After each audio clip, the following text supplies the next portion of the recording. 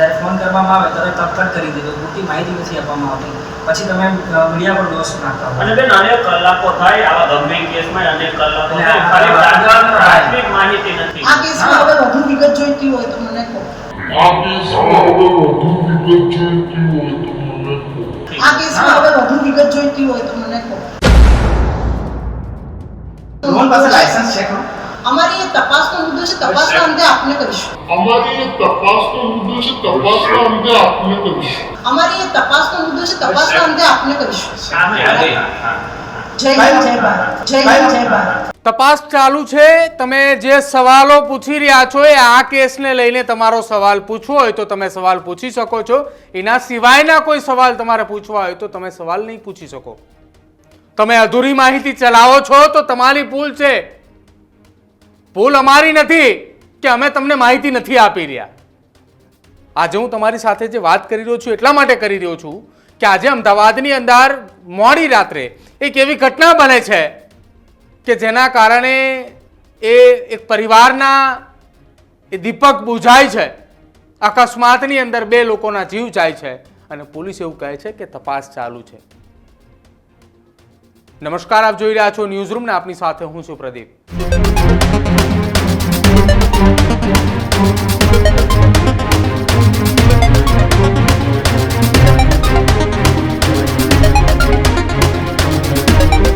અમદાવાદ શહેર મોડી રાત્રે એ રોશનીઓથી ઝગમગતું આ શહેર. આમ તો એવું કહેવાય છે કે અમદાવાદના રસ્તાઓ પર યમરાજ ફરતા હોય છે. ગમે ત્યારે તમારો અકસ્માત થાય ને ગમે ત્યારે તમે મોતને ભેટો તો એ નવાય નહીં, કેમ કે અમદાવાદના રસ્તાઓ પર યમરાજ છે. અમદાવાદમાં ગત મોડી રાત્રે નહેરુનગર નજીક આવેલા ઝાંસીના રાણી બીઆરટીએસ સ્ટોપ નજીક બેફામ કાર ચાલકોએ કાર ચલાવી રહ્યા હતા. એ દરમિયાન એક એક્ટિવા પર 2 યુવકોએ સવાર જતા હતા. તેમને અકસ્માત કર્યું. એકનું ઘટના સ્થળે મોત થયું ને બીજાનું તપાસ દરમિયાન મોત થયું.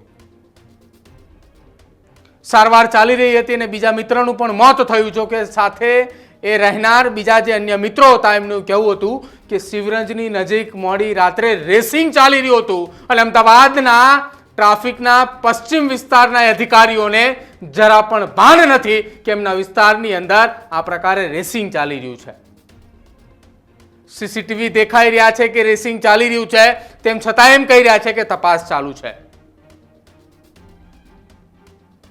અમદાવાદના એક વિસ્તારની અંદર થોડા સમય પહેલા એક અકસ્માત થયું હતું.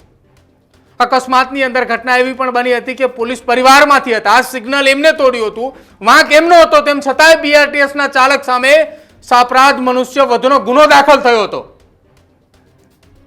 તો ગત મોડી રાત્રે અમદાવાદના રસ્તાઓ કે જેમને રેસિંગ ટ્રેક સમજીને બેઠા છે એ નબીરાઓ, શું એ રોડ એમના ઘરેથી લઈને આવ્યા છે કે પછી એ રોડ એમને ઘરેથી લઈને નથી આવ્યા પણ અધિકારીઓ એમના રોડ ઘરેથી લઈને આવ્યા એવું એમને સમજવા દે છે? મોડી રાત્રે અકસ્માત થયો, 2 લોકોના જીવ ગયા, કેમ તમે કલમમાં નથી ઉમેરી શકતા?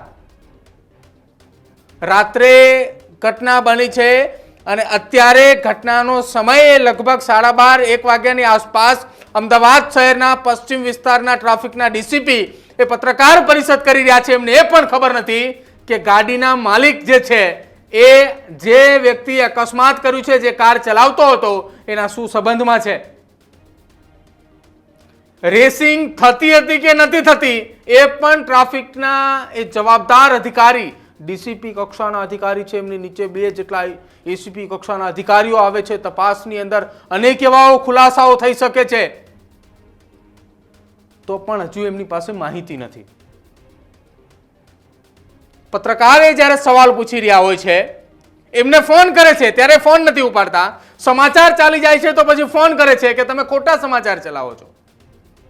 આજે અમદાવાદની અંદર ક્રાઇમ રિપોર્ટિંગ કરતા પત્રકારોએ ડીસીપી નીતાબેન દેસાઈને સવાલો કર્યા અને સવાલો એવા કર્યા કે મોડી રાત્રે ઘટના બની તેમ છતાંય કેમ તમે હજુ સુધી અમને આ વાતનો જવાબ નથી આપતા? જુઓ, અધિકારીનો જવાબ એ ગોળ ગોળ જવાબ આપે છે.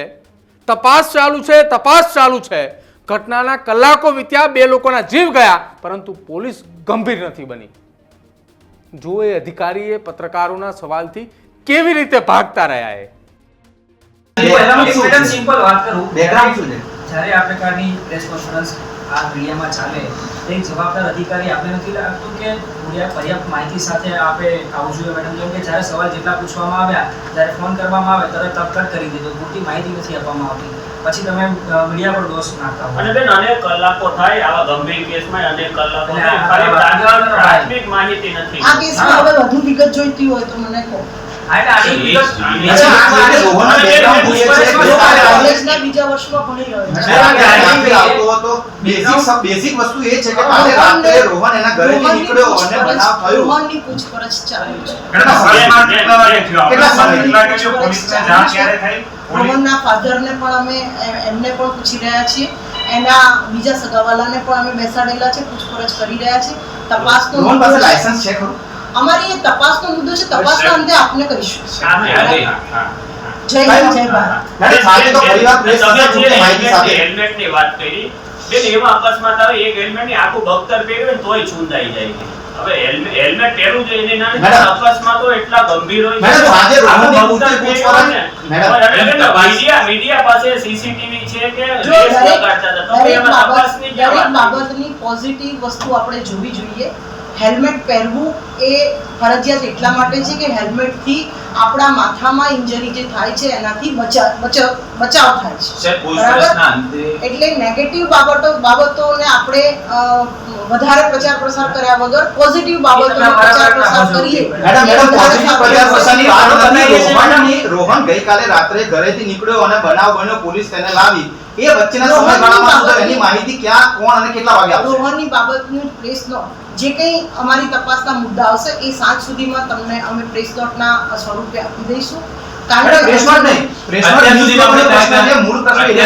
આ કેસની અંદર જે બંને મૃતકો છે તે પોતાના રોડ ઉપર પોતાની ધીમી સ્પીડમાં પોતાનું ટુ વ્હીલર લઈને જઈ રહ્યા હતા અને એક યુવકે તેમને અકસ્માત કરી અને તેમના મૃત્યુ નિપજાવ્યા હતા. આ ગુનામાં શા માટે સાપરાધ મનુષ્યવધ હજી સુધી પોલીસે દાખલ નથી કર્યો? તમે જે ગુનો કીધો એ ગુનાની હું તપાસ કરી અને જોડાવીશ. કારણ કે અત્યારે હાલ તમે કીધું એ મારે એના કાગળો પણ એમાં ત્યાં જ સ્થળ ઉપર જ પોલીસે એ કલમોનો ઉમેરો જે તે સમય કરેલો છે. એક કલમ હેઠળ જ ગુનો દાખલ થયો હતો જ્યારે વાંક તેમનો હતો કે તેઓએ તમે જે કહી રહ્યા છો તોડ્યું હતું. એના હું કાગળો ચેક કરી અને જો એમાં એવું લાગશે તો અમે કલમોનો ઉમેરો કરીશું. બેટર છે કે જો ગાડીઓ સ્પીડમાં જઈ રહી છે, મીડિયા પાસે તપાસ કરી રહ્યા છે એના પ્રશ્નો પૂછો તમે. બેન, અત્યારે કોલેજના બીજા વર્ષે કોલેજમાં છે એ તપાસમાં એ બધા મુદ્દા અમે આવરી લઈશું. કાર નિમિષાબેન પરેશકુમાર સોનીના નામે છે. મોડી રાત્રે અમદાવાદની અંદર ઘટના બને છે, બે યુવકના જીવ જાય છે, આ તમામ લોકો એ જાણે છે, પરંતુ કોઈ એ સમજવાની કોશિશ ના કરી કે અમદાવાદ શહેરની અંદર મોડી રાત્રે આ ઘટના બની. ઘટના બનતાની સાથે જ આરોપીએ ત્યાં ગાડી મૂકીને ફરાર થઈ ચૂક્યો છે.